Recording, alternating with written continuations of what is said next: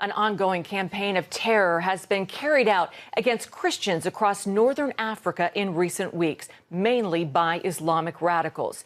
The attacks include the killing of several hundred Christians in at least 3 African countries, from South Sudan to Cameroon. And George, one nation where the church is facing a serious threat is Nigeria. Yeah, absolutely. Militant Muslims are waging an insurgency to try to overthrow the government and rid the country of Christians. Now, human rights groups are asking the White House to stop the carnage.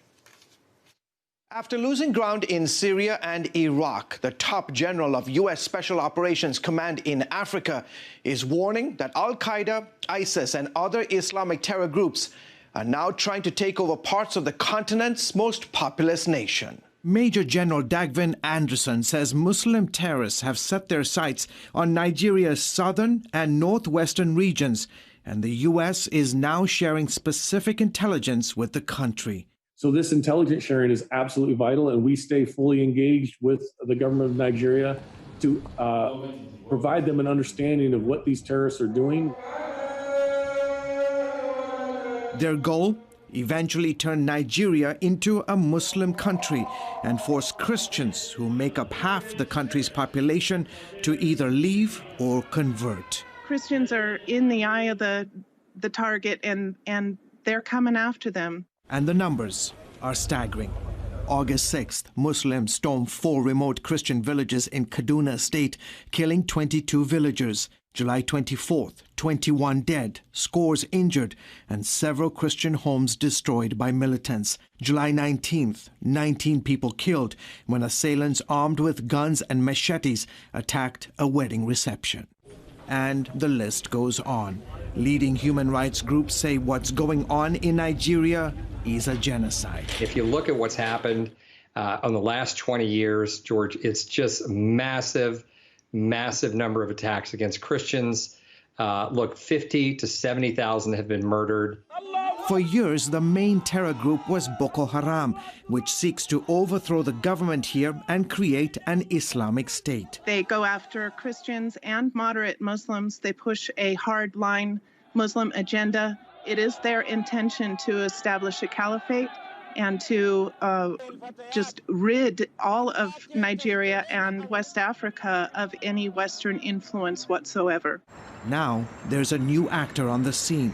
In Nigeria's so-called Middle Belt region, where the Muslim North meets the Christian South, a terror group made up of Muslim Fulani herders are killing thousands of Christians. More than 1,400 Christians were hacked to death in just the first 7 months of 2020 by Fulani herders. Unfortunately, the secular media are quite often biased and trying to present this as a tribal conflict rather than religious. Nigeria's president, a Muslim, has so far done very little to stop the bloodshed. His police and army are also mostly made up of Muslims. The attackers are never captured. They are not prosecuted. The security services respond very slowly. A full day can go on with attacks happening and no security shows up. And frequently, the government officials will provide cover. Helpless and vulnerable to almost daily attacks, leading Catholic bishops are now urging Nigerian Christians to defend themselves.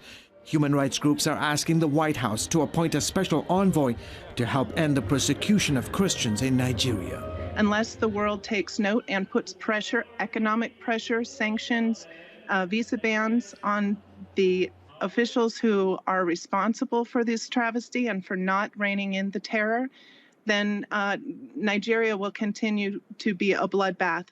Meanwhile, King's Group is helping more than 3,000 Christians who lost their businesses, homes, farms, or land to Boko Haram and Fulani militant attacks.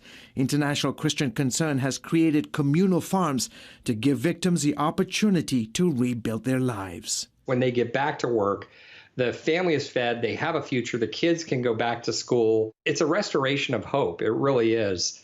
And it's much more than just economics. It's the whole community. It's all the parts of life, the emotional, the physical, the mental. It means a lot to them. ICC and so many other groups trying to bring hope in the midst of all this devastation facing the Christians of Nigeria. And they are doing it. They are, absolutely. Great story.